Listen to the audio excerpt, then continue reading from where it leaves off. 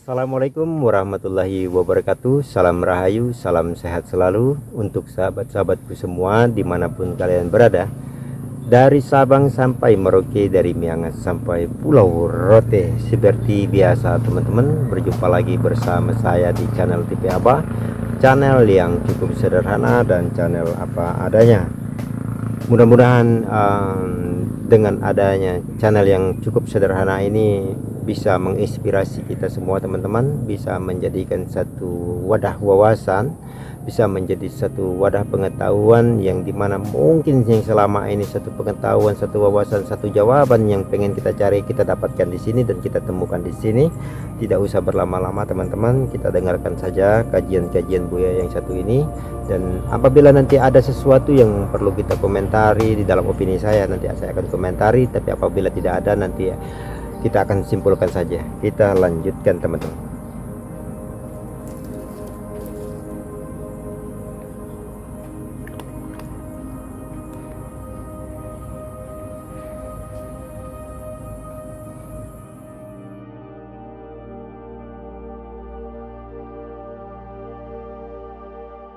Assalamualaikum warahmatullahi wabarakatuh. Bismillah, tawakkaltu ala Allah, la hawla wa la quwwata illa billah. Asyhadu an la ilaha illallah wa asyhadu anna Muhammadar Rasulullah. Allahumma salli ala sayyidina Muhammadin wa ala alihi wa sahabatihi ajma'ina ma ba'du.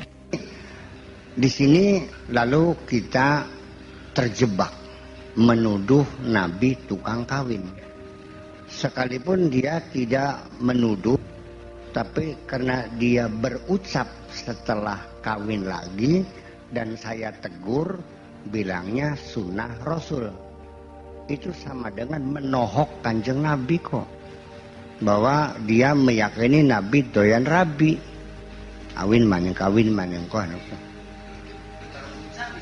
Bocah bisa. Ini kan menjadi persoalan. Saya paham itu khususiyah atau tidak khususiyah, itu di luar jangkauan pemikiran kemanusiaan. Itu mah muncul dari interpretasi yang berdasarkan secara eksklusif dalam umat Islam bahwa itu khususiyat. Tetapi ketika orang lain di luar melihat, yang nggak ada urusan, paham deh, yang rabinya rolas ya, iya kan?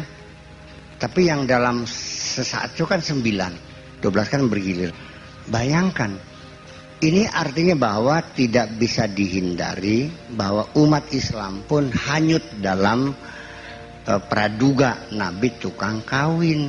Karena sulit untuk mengatakan kebalikannya, bahwa Nabi bukan tukang kawin. Sulit membuktikannya.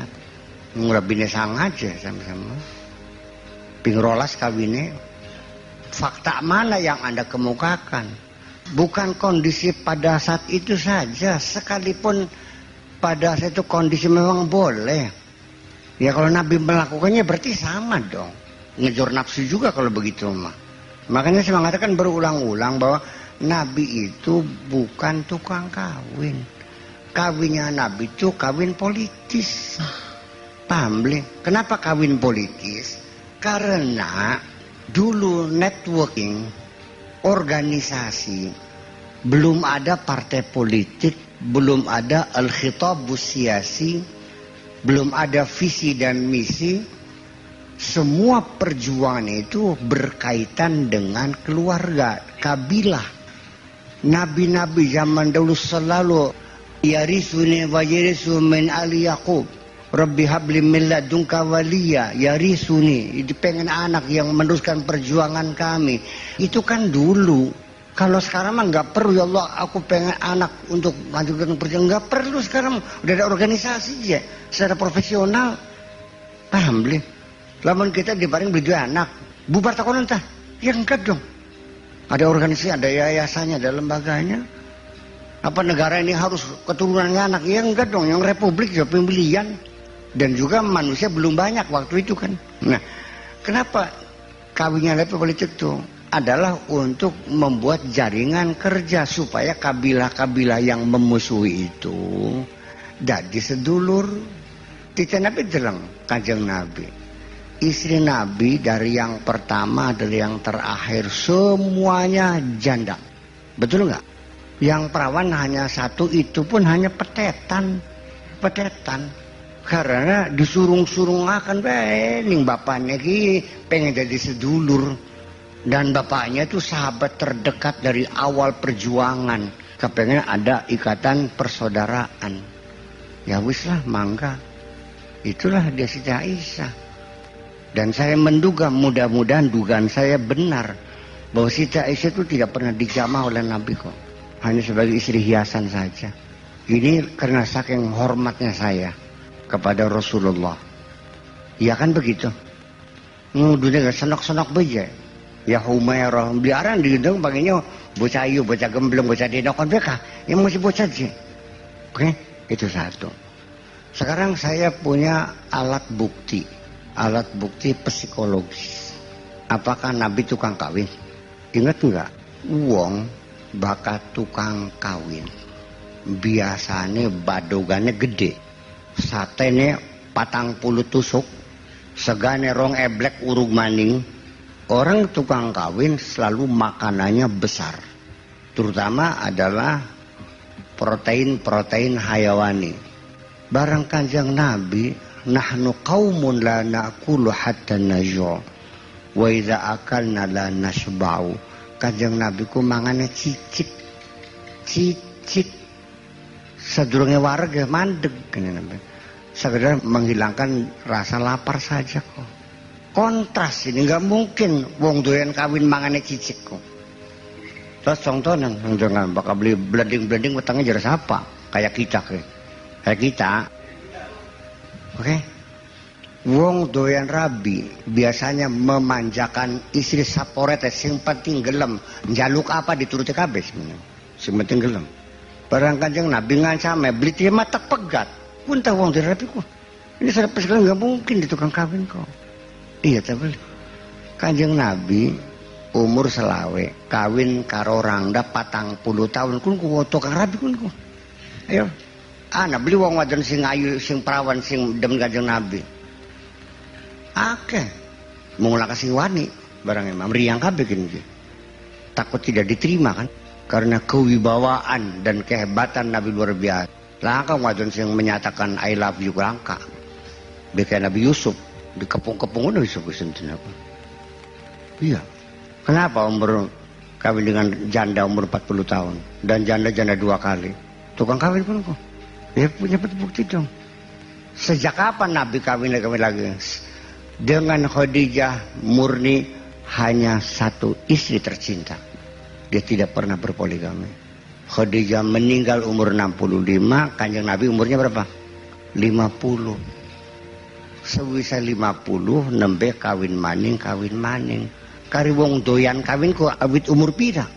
Beli mungkin wong jangan umur 50 ku. Wis kari loyo bek ngadil bicara ku. Nang bae.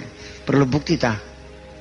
Masa seumur kita doyan rabi bengen lagi nom kah? Umur selawe. Hayo ngacak ngaldina. Ngubeng sagempore be kun ku. Kang bad kita harus melihat. Ini adalah studi psikologis kita. Ya, kita harus paham seksiologi ini. Iya. Dan selalu seperti itu kita pahami. Jadi kita jangan melihat itu kan khususiat, itu namanya bukan jawaban. Itu yang buat orang jadi puas itu mah. Kita katakan inilah kondisinya seperti itu. Iya tapi siji mung siji sampai akhir hayat Khadijah itu tidak pernah dimadu. Dia suami yang setia. Ya. Ya itulah sebabnya bahwa Kanjeng Nabi mengangkat martabat wanita pada zaman itu, membatasi 4 itu sudah luar biasa. Nggak mungkin pada zaman itu langsung tak satu, nggak mungkin, nggak akan bisa diterima oleh masyarakat pada zaman itu. Yang budak masih oli, oh budak mah nggak ada batasan. Harun Rasid 400 ya. Harun Rasid 400 Pak Kubu. Jawarinya itu 400. Nah, menurut cerita ya, di kitab ini juga 400 budak ya, cewek-cewek sing ayu-ayu ku langkas sing blek ketumblek mung siji arane Kholisah. Kaedana dikira-kira sing aran Harun Rasid ki budak satu ini. Iya. Baru beli wong ireng geteng Kholisah ku. Dimana budak-budak sing Romawi, sing Turki, sing Eropa, sing ayo beli kedelong kuwen sing demen iku. Konon. Oh. Sebentar ya teman-teman. Jadi kalau di dalam opini saya untuk bab tentang Kanjeng Nabi ini menikah lebih dari satu, saya sangat meyakini posisi pada saat itu Kanjeng Nabi sedang memperbaiki kehidupan yang sangat jahiliyah, tentunya sesuai dengan kondisi dan situasi. Contoh ya menurut hemat saya teman-teman, supaya tidak terjadi peperangan antara tanah Sunda dengan tanah Jawa, antara Majapahit dengan Pajajaran. Ini seandainya untuk bisa tidak terjadi sesuatu pergesekan ataupun peperangan, tentunya harus ada perkawinan supaya agar tidak terjadi lagi yang namanya peperangan. Karena bagaimana mau terjadi peperangan, wong anaknya juga menikah dengan seandainya dengan negara dengan kerajaan satu, ya nggak mungkin sama saja memerangi anaknya sendiri. Itu banyak hal sebenarnya, belum dari hal yang politik dan segala macam, banyak hal sebenarnya. Apalagi di zaman jahiliyah nggak kebayang, di mana tradisi yang tadi disebutkan oleh beliau itu perempuan bahkan tidak ada batasan untuk kita menikah. Itu kan tidak gampang, merubah suatu kebiasaan itu tidak gampang, tidak bisa sekaligus. Contohnya seperti saya ini merokok, saya langsung berhenti merokok kan tidak gampang, tentunya bertahap. Yang tadinya 1 bungkus mungkin setengah bungkus, yang tadinya setengah bungkus menjadi 3 batang, yang tadinya 3 batang menjadi 1 batang, yang tadinya sebatang sampai dia tidak merokok. Jadi memang banyak hal pemikiran kita sekarang dengan kenyataan beliau di zaman dahulu itu tidak bisa kita langsung ngambil satu keputusan praduga dan seperti ini. Itu juga sangat tidak sopan ya, karena saya sangat meyakini bagaimana orang-orang yang sudah dekat dengan Tuhan bisa menikah lebih daripada satu. Itu tidak mungkin. Kenapa?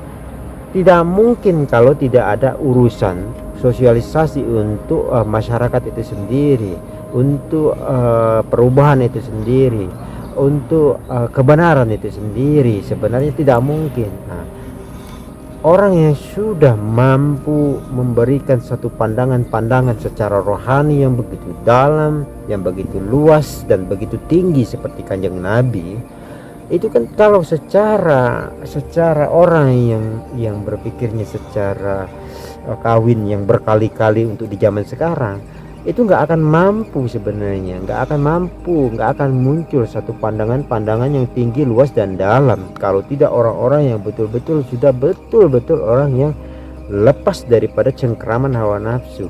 Bagaimana secara ilmiah di dalam opini saya saja, bagaimana Kanjeng Nabi itu bisa dekat dengan Yang Maha Kuasa kalau Kanjeng Nabi saja hatinya masih tercengkram oleh hawa nafsu birahinya? Tidak akan mungkin. Itu sudah sangat ilmiah sekali, sudah sangat logika.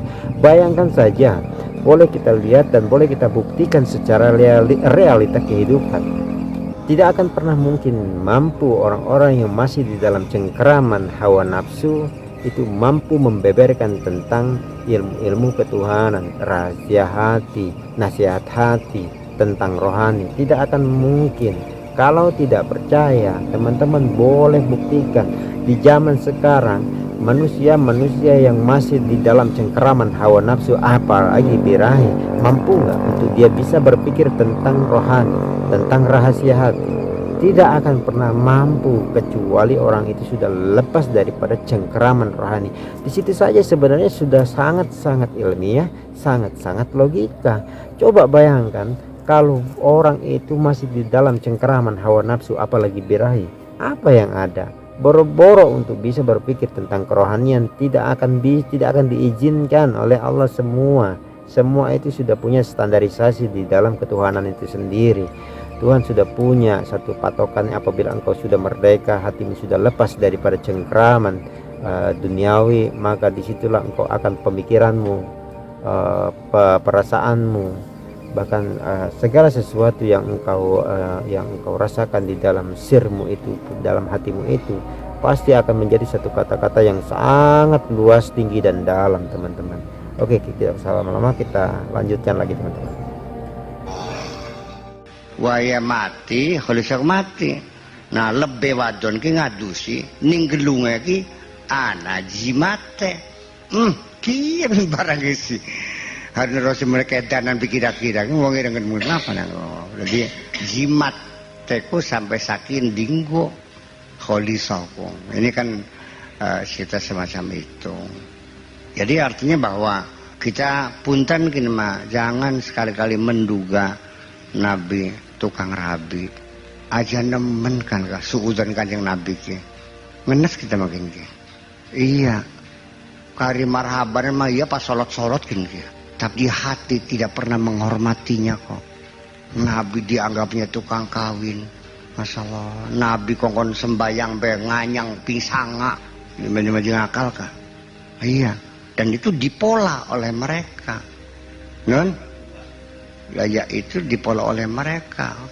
Sampai digambar karikatur Kanjeng Nabi saya bunter kayak semangka. Ning durana bledogan wis merupus kadang bleduga bikin ke. Ning wong Denmark. Ya seperti itulah kira-kira. Jadi ya sira kok hormat tabli Kanjeng Nabi kok. Ndlog-dog beli sira ngarani Kanjeng Nabi den rabi kok ndlog-dog tabli dikinti. Pulane kita mah bakal ana wong kawin maning. Ya enggak ada urusan pribadi. Tapi begitu bilangnya sunnah Rasul tak tampak dingin gini. Dalil mah kok kari-karian gini mah. Saya tersinggung Nabi disebut tukang kawin tuh. Jadi kawin-kawin, nah kertak-kertak bisa aja gawa-gawa daging waras. Alhamdulillah, los gemper ya los kan baik. Itu persoalannya. Tetapi saya untuk mengharamkan poligami juga tidak berani. Karena persoalannya apa? Melawan arus besar. Iya kan? Melawan arus besar. Karena umat Islam meyakini poligami selama ini dalam sejarah peradaban Islam, dari mulai Kanjeng Nabi mati sampai sekarang umat Islam berpoligami. Ya kan begitu? Ya terserah. Di Indonesia mah hampir sama kok. Nabi Musa, Nabi saya. Ya itu mah ya kira-kira lah, ya nggak ada masalah. Saya masalah lagi orang berpikir saya hormati kok. Masalah benar salah mah kedua. Yang penting dia berpikir kan. Yang penting berpikir. Salah benar ada urusan kedua. Yang penting berpikir ya udah. Bagian salah gak timbang beli mah. Anak aluran alasannya. Tetapi ketika Nabi Musa menganjurkan orang suruh kawinnya sebanyak-banyaknya, ya memang kondisi, ya memang laki-lakinya habis dibunuh-bunuhin sih. Ya kan begitu. Dan pada saat Nabi Isa, ya yang jelas ya angka berimbang. Ya kan, angka berimbang. Atau boleh terjadi laki-laki lebih banyak waktu itu, sedikit daripada perempuan, maka satu saja. Tetapi bahwa kemungkinan kelahiran perempuan lebih banyak daripada kemungkinan lahir laki-laki di dunia ini. Positif dengan negatif diwolak-balik ya ujung-ujungnya ya masih akan negatif ya barangnya mah dari positifnya. Selalu demikian. Nah makanya alasan orang Islam membenarkan poligami karena jumlah perempuan lebih banyak. Kalau hanya satu berarti sisanya diharamkan, artinya tidak diberi peluang untuk menikmati dunia ini. Ya silahkan, itu alasan. Ya kan begitu. Makanya persoalan poligami ujung-ujungnya bisa terjadi. Bisa terjadi. Disesuaikan pada kondisi yang ada. Sekarang kalau terjadi kekacauan besar negara ini karena korupsi sudah menggila, ya kan begitu, terjadi pemberontakan besar sehingga wah terjadi peperangan saudara, mati separa wong lanang ki. Nah, ketika jumlah perempuan tidak berimbang dengan laki-laki, ketika itu tetap akan terjadi poligami. Dan saya katakan di negara-negara yang melarang poligami itu dipaksa oleh kondisi membuka keran lebar untuk mengurangi stres, kejahatan, pemerkosaan dan sebagainya, ya. Dipaksa untuk membuka pelacuran selebar-lebarnya untuk menampung kedahagaan orang ini. Silahkan di negara-negara yang poligami dilarang, harus monogami, pelacuran besar-besaran dan mengarah kepada masyarakat yang free sex. Paham likin ke? Apalagi na'udzubillah min dzalik, lamun terjadi nikah siri dihukum 12 tahun, ya kan? Nanti orang berhenti kawin, kumpul kebo saja karena nggak dihukum sih. Kawin dihukum aja, ya saya kawin maning sih. Kumpul kebo bae. Kawin beli, wis bebas. Kawin beli kawin, masuk penjara kon beli. Makanya jawaban saya sangat sederhana. Saya setuju untuk ketertiban, untuk melindungi hak perempuan, nikah siri harus diselesaikan, dikriminalisasikan, dihukum. Setuju, silakan. Mau 12 tahun, mau 10 tahun silakan. Tapi sebelum ini diundangkan, tolong beresi dulu undang-undang pelacurannya. Boleh atau tidak? Harus tegas. Pelacuran, hukum mati. Rajam, ya kan gitu. Nikah siri 12 tahun, setuju. Tapi kalau nikah siri 12 tahun, pelacurannya tidak ada undang-undangnya, ya punten bikin mah. Berarti akan memaksa bangsa kita untuk melacur. Saya tidak menentang rencana undang-undang kriminalisasi nikah siri. Saya tidak menentang, setuju. Tetapi syaratnya satu, pelacuran bagaimana statusnya, hukumannya berapa, perzinahan berapa hukumannya. Kalau presiden yang cipiring ya si bener baikin mah. Berarti sama dengan memaksa bangsa kita untuk melacur. Itu saja persoalannya. Teori ning TV One ngomong alurong itu di orang kah? Masih gampang gitu mah. Ini tidak di TV One tuh dialog tentang nikah siri itu macam-macam alasan. Kita mah gampang banget beli ruwet kita mah. Jelas mangga. 40 tahun nikah siri, saya setuju. Tapi pelacur ditetel jadi 300. Ngobakan buaya yang belanakan dingin. Iya kan? Jadi zuyina linnasi hubbu syahawat. Persoalan seks tidak pernah terselesaikan di dunia ini. Itu persoalan. Itu PR buat kita. Nggak bakal selesai. Sing negara menerapkan undang-undang rajam ki. Ada pelacur nggak? Ada. Hebat kan? Jadi memang tidak bisa penyakit purba sampai sekarang tetap berlangsung. Nah ya justru karena itu. Nah makanya ketika orang zaman dahulu kesolehan mereka tidak pernah ke night club, nggak pernah ke bar, nggak pernah melacur, nggak pernah sawer, mereka cukup dengan hidup baik. Saya setuju mereka soleh, tapi kenapa mereka bisa? Ya punten karena perbudakan masih berlaku, bisa beli perempuan dan bisa dipakai, dan itu dibenarkan dalam undang-undangnya. Wis bosan ya tukar tombok kalau ente beli, tukar tambah. Wis bosan kita ki. Tidak dikawin dibeli, itu sah, boleh ditidurin. Kalau sudah sampai dijual beli lagi. Kalau untuk pribadi boleh. Yang tidak boleh itu kita beli cewek lalu disuruh melacur, itu yang tidak boleh. Karena kita bikin kamar-kamar khusus yang ini dijual, suruh melacur, bahwa kita mengambil keuntungan dengan melacurkan budak-budak itu yang tidak boleh. Kalau dipakai sendiri boleh. Makanya wala tukrihu fatayatikum 'alal bigha'i in aradna tahassuna. Bukan budak kita beli, bisa beli dinggoki, bisa. Gus bosan didololi beli, nggak boleh. Oke, perempuan itu saya jual kembali. Anaknya merdeka, silakan merdeka. Boleh nggak? Malah lebih bagus memerdekakan orang kok. Iya kan? Anaknya merdeka. Ya wis. Tuku maning. Nah, ketika pelampiasan melalui jaringan perbudakan, maka wajarlah pelacuran terkendali. Iya terbeli. Barangkali perbudakannya melanggar HAM bikin ki. Ya mestinya kan trafficking gak dia ki. Mestinya kan trafficking kan jadinya kan. Ya seperti itu. Jadi kita berbelit persoalan seks ini. Ya bak ngurusi bocah cilik kok keder kita ki. Ngurusi bocah cilik ki. Mumet. Bandung mana nongol menang semuanya impulsif.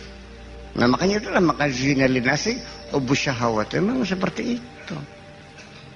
Dan itu tidak, itu pun kita jangan memusuhinya, jangan memusnahkan. Itu nggak boleh.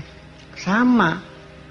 Kalau begitu saya ini berarti ini bahaya. Udah deh, itu nggak usah nyicipin lagi dah, nggak usah lagi deh. Supaya murni ibadah nggak boleh. La rahbaniyata fil Islam. Nggak ada kepasturan dalam Islam itu. Iya, Islam tidak melihat bahwa kiduki nggak kawin-kawin hebat, nggak ada, nggak hebat nggak apa kiduki beli kawin-kawinku. Ya, itu sih mati jawaban fikih mah jelas. Orang mengidap penyakit AIDS. Ya, hadis. Orang mengidap penyakit AIDS laki-laki ini. Hukumnya gimana kalau kawin? Ya haram dong. Akan menularkan kepada istrinya. Haram hukumnya. Iya. Nah kalau orang itu tidak punya kemampuan mencari nafkah, bocah masih nganggur, mengajarkan wong tua, ya makruh dong. Bagus keblot pisan, duit anak, ganteng oli, ya beli kawin-kawin, ya wajib kawinnya. Ya iya.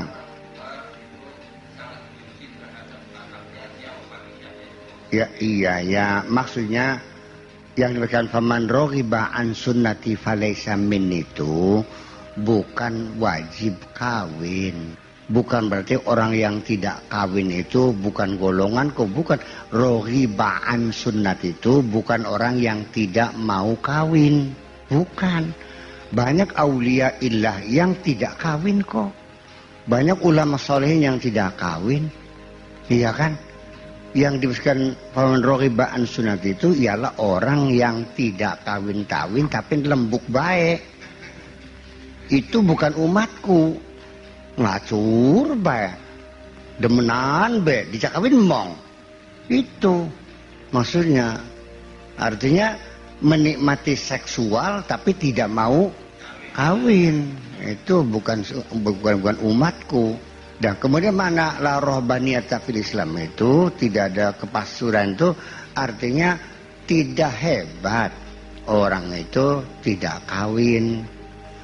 Yang bagus tuh nafsu seksual disalurkan secara benar. Itu aja persoalannya. Sebentar ya teman-teman. Masalah seks ya, memang secara kehidupan seperti beliau katakan tidak akan pernah ada habisnya. Tapi ini salah satu pemahaman di luar, salah satu pengejawantahan di luar, salah satu makna di luar. Tapi andaikan kita tarik ke dalam ya teman-teman, menjadi salah satu, karena ilmu tentang ketuhanan, tentang kemakrifatan, menurut opini saya itu adalah ilmu ke dalam, bahasanya ilmu ke dalam, di mana sesuatu hal yang di luar mereka masukkan ke dalam. Nah, contoh seperti pernikahan. Kenapa pada saat antara laki-laki dengan perempuan itu harus ada pernikahan? Nah, kenapa secara lahiriah mungkin diketahui tidak menjadi fitnah dan segala macam lah. Tapi secara ini ya, sesungguhnya secara pengetahuan tentang ketuhanan antara Nur Muhammad dan Nur Ilahi itu menjadi satu.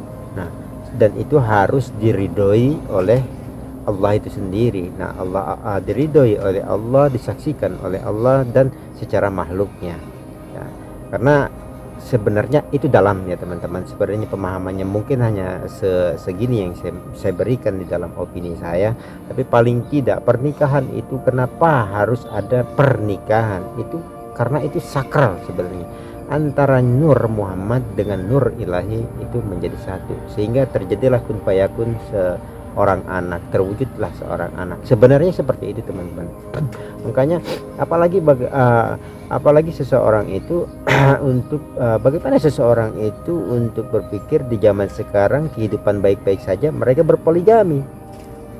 Visi dan misi apa untuk dia berpoligami, sedangkan di zaman dahulu, di zamannya Kanjeng Nabi, tentunya ada visi dan misi demi kemaslahatan masyarakat secara umum, demi pengorbanannya secara umum, tidak terjadinya peperangan, politik yang sehat dan segala macam. Di zaman sekarang seperti apa?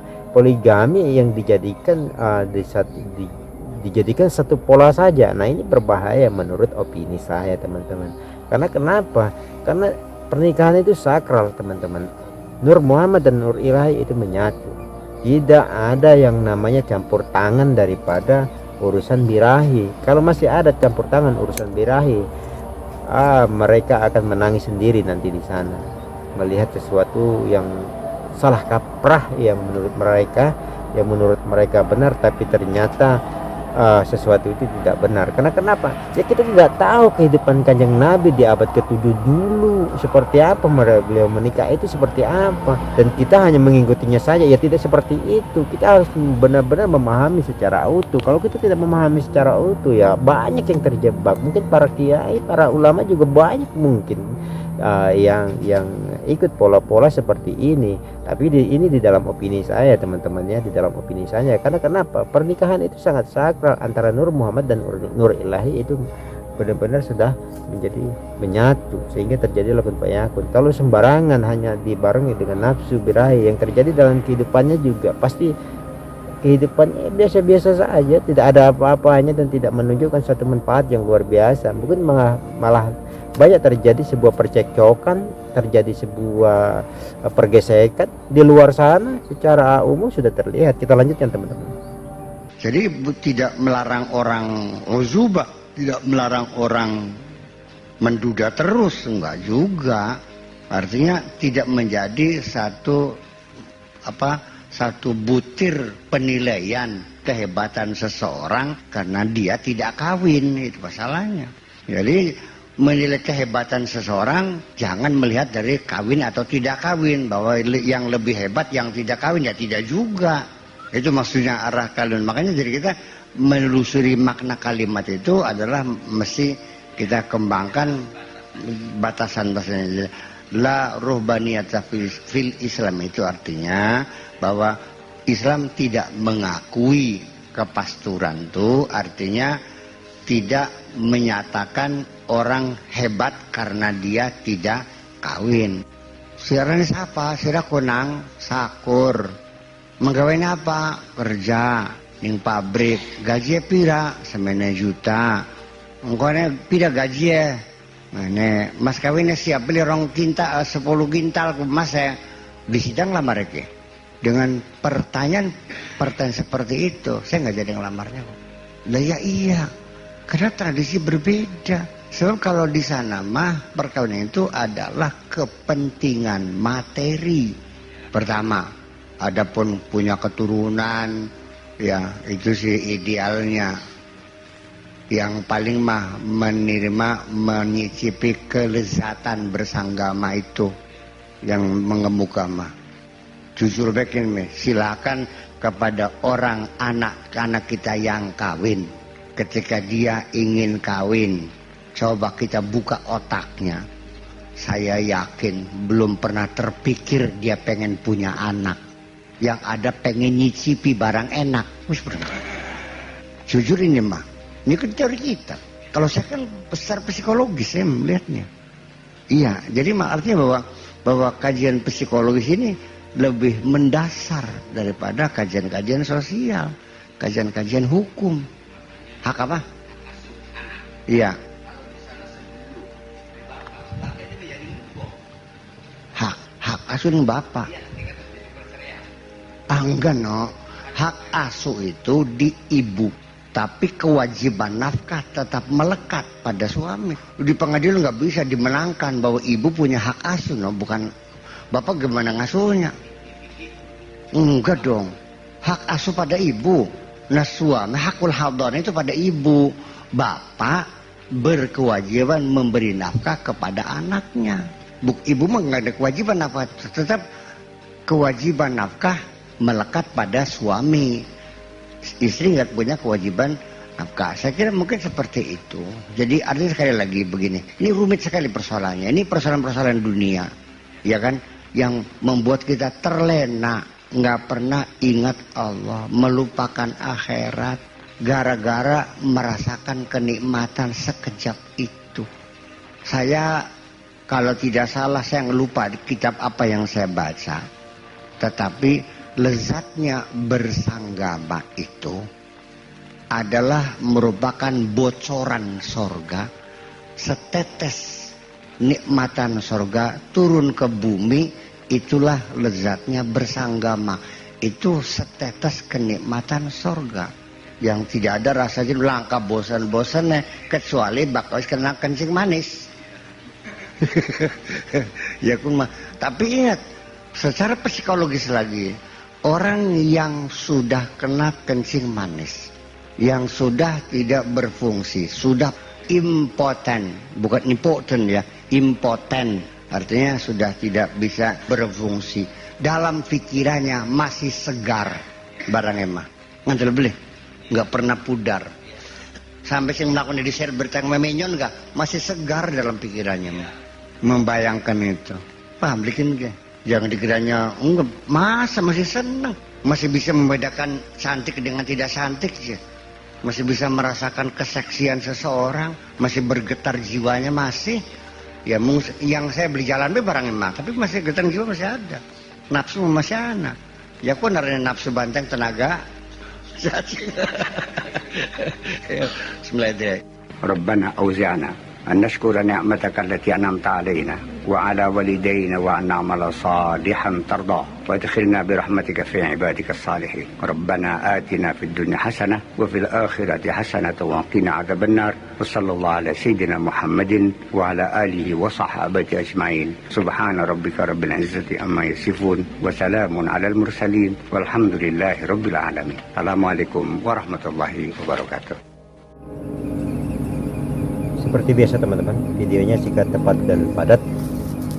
Satu poin yang saya ambil yang paling terakhir ya teman-teman ya, bahwasanya ternyata yang menurut pandangan beliau bahwasanya kajian tentang psikologis itu lebih baik daripada pengetahuan psikologis, itu lebih baik dari pengetahuan secara umum. Nah itu poin terpenting sebenarnya teman-teman, itu penting banget menurut saya. Tapi yang terjadi dalam realita ini malah justru sebaliknya loh teman-teman, itu umum daripada psikologis. Kalau yang saya tangkap dari beliau ini, dan saya sangat setuju sekali, karena pengetahuan tentang psikologis itu jauh lebih utama sebenarnya tatanannya, sehingga nanti pada saat tatanan psikologis ini sudah matang, masuk ke dalam tatanan yang secara umum, itu jauh lebih bagus, jauh lebih baik sebenarnya. Nah disinilah saya melihat salah satu kritiknya historis yang luar biasa dari beliau ini, satu pandangan yang luar biasa, satu pemikiran yang luar biasa, yang memang kalau dilawan, kita memang melawan arus yang sangat besar. Tapi paling tidak mungkin beliau hanya menyambungkan lidah, memberitahukan ini loh, seperti ini yang benar, tidak benar ataupun tidak di dalam opini orang di luar sana. Tanyakan saja sama hati mereka, berpikirlah dengan hati mereka.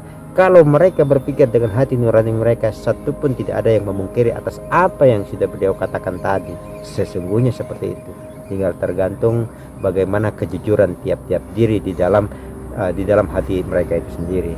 Seperti biasa teman-teman, pengetahuan Buya sangat mantap sekali, sangat baik sekali, sangat bagus sekali, sangat menggugah sekali, dan sangat bisa menginspirasi, terutama dalam diri saya sendiri teman-teman.